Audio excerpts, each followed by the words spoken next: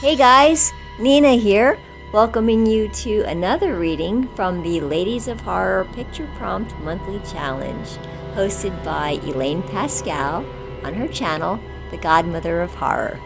If you'd like to read along or read previously published pieces, please visit spreadingthewritersword.com or ladiesofhorror.com. In the meanwhile, enjoy the reading.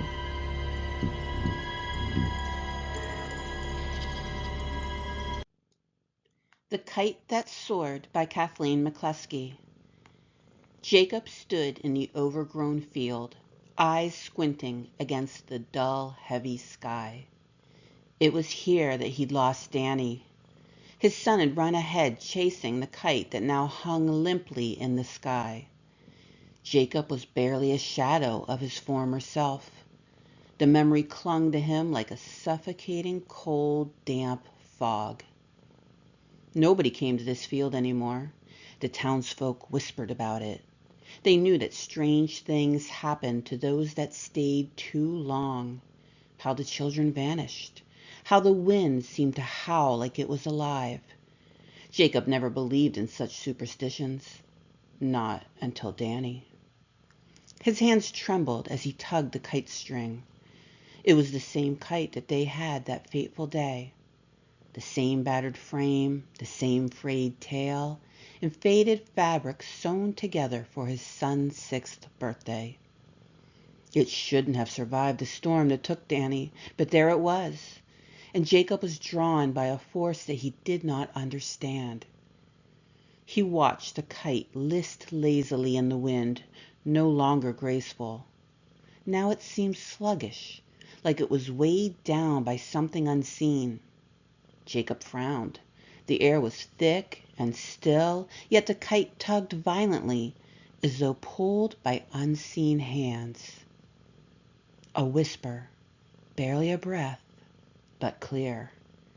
"Fly it higher, Dad."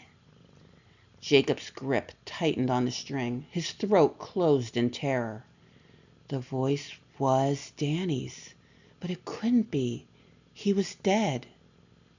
The wind picked up, swirling around him in erratic bursts. The sky darkened and the clouds thickened, closing in on themselves.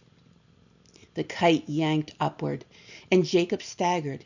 He tried to step back and pull the kite back, but the kite fought him, thrashing against the string like it was alive.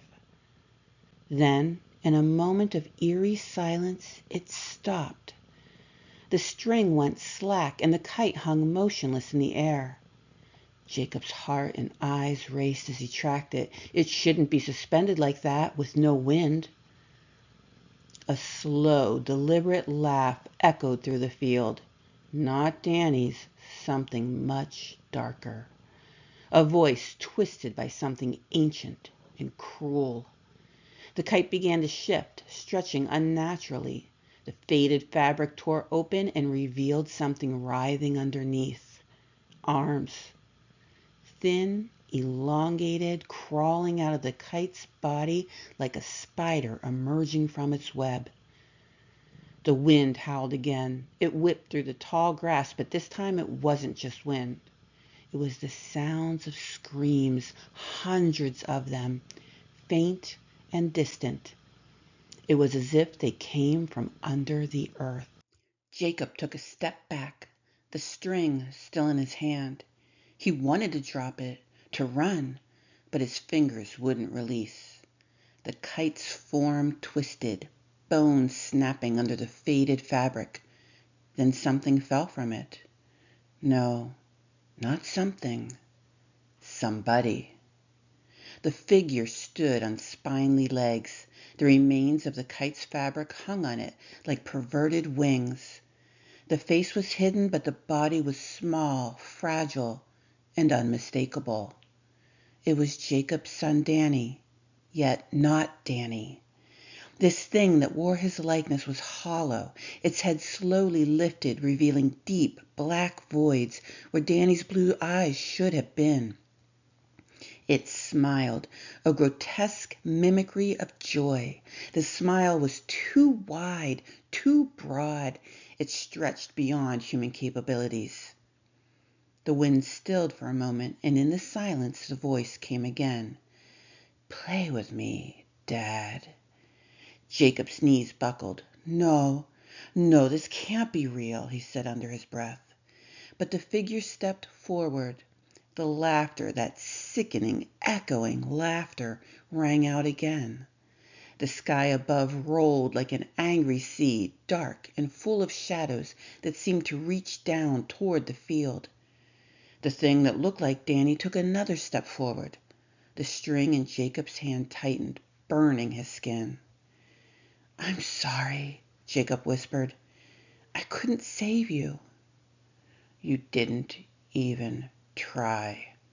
The string yanked hard, dragging Jacob forward. His feet dug into the soft earth as he fought to resist. The figure lunged, its arms outstretched, fingers like claws, long and sharp. Jacob felt the pull, the weight of his grief, the guilt, and something far darker. An ancient malevolent force that lived in this field, feeding on those who choose to grieve. The kite wrapped around him, and in that moment, Jacob understood. It was never just a toy. It was a lure, a trap set by something far older than he could possibly comprehend. He'd come here thinking he could bring Danny back, thinking he could undo the past. But the field didn't give back what it took.